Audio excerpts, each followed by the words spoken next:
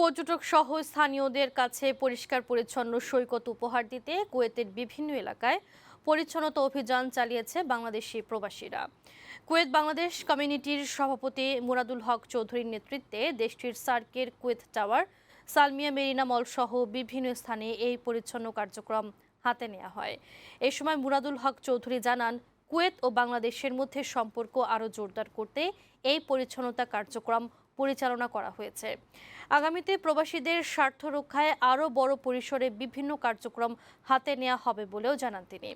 এদিকে বাংলাদেশ কমিউনিটি কুয়েতের এমন উদ্যোগকে সাধুবাদ জানিয়েছেন স্থানীয়রা। আমাদের সাথে কুয়েতের খুবই একটা ভালো সম্পর্ক, সেই সম্পর্ককে আরো উন্নত করার জন্য আমরা বিভিন্ন পদক্ষেপ নিচ্ছি। আমাদের পদক্ষেপের একটা অংশ আজকে আমরা বিচ ক্লিন করলাম সালমিয়া মেরিনা সাইড, এবং এখানে টাওয়ার আসছে। এখন এই কর্মসূচি আমাদের অব্যাহত থাকবে।